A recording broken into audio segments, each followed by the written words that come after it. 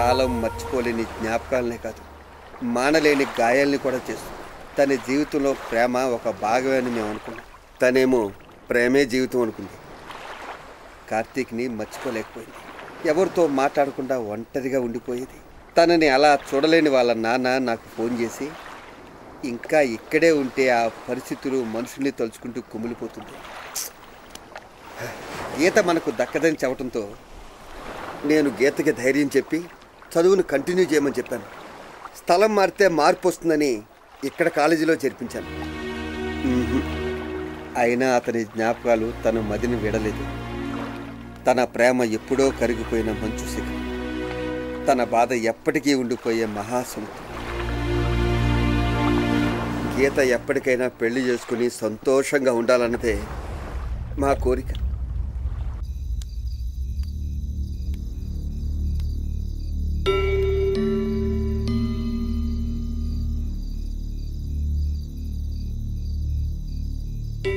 నిజంగా గీత విషయంలో అలా జరగటం చాలా దారుణం రా.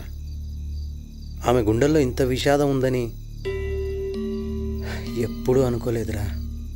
నిజం రా, జీవితాంతం తనే అనుకున్న మనిషి తన కళ్ళ ముందే కనుమరుగైతే ఆ విషాదం చూసి ఎవరు తట్టుకోగలరా? అందుకే ఇక నుంచి నువ్వు గీత గురించి ఆలోచించడం మర్చిపో. అలా అంటావేంట్రా? కాకపోతే ఏంట్రా, తన గురించి అంతా తెలిసి కూడా నువ్వు... అది కాదురా, గీతను కార్తీక్ ప్రేమించాడు, గీత నేను కూడా ప్రేమించాను. ఇప్పుడు కార్తీక్ లేడు కదా. రే, గీత కార్తీక్నే ఇష్టపడింది, కార్తీక్తోనే జీవితం గడపాలనుకుంది. కాకపోతే అన్ఎక్స్పెక్టెడ్గా ఇలా జరిగిపోయింది. ఇప్పుడు అవన్నీ మర్చిపోయి నీతో... అరే నువ్వెన్నైనా చెప్పు, గీత లేకుండా ఆ ఊహను నేను భరించలేనురా. అలవాటు చేసుకో, లేకపోతే నీ ఊహ ఊహలాగే మిగిలిపోద్ది. అది కాదురా, గీత మామ ఏం చెప్పాడు? గతంలో గీతకి జరిగిన విషాదాన్ని మర్చిపోయి కొత్త జీవితాన్ని ప్రారంభించి పెళ్లి చేసుకోవాలని చెప్పాడా లేదా? చెప్తే గీత నేను పెళ్లి చేసుకుని కొత్త జీవితాన్ని ఇస్తాను రా. గీతలో మార్పు వస్తుందని నాకు నమ్మకం లేదురా. నువ్వు కూడా అలా అంటావేంట్రా? గీత లేకుండా నేను ఉండలేనురా. రే,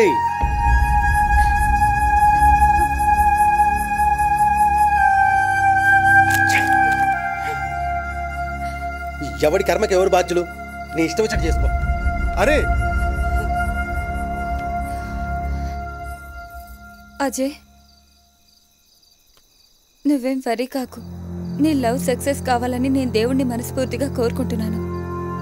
థ్యాంక్స్ రావణి, నువ్వైనా నన్ను అర్థం చేసుకున్నావు. ఈ పాయసం నీకోసమే చేశాను, తీసుకో. Thank you Shravani.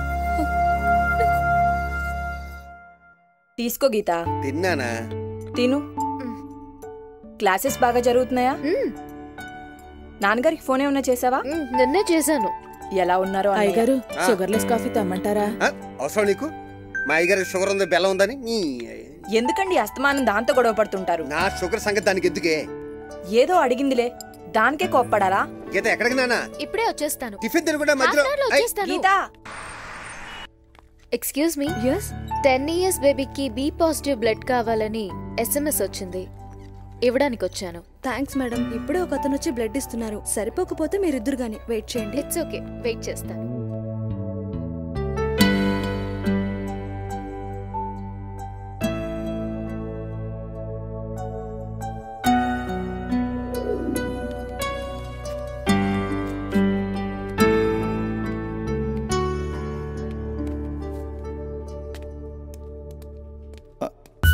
హాయ్ గీత గారు.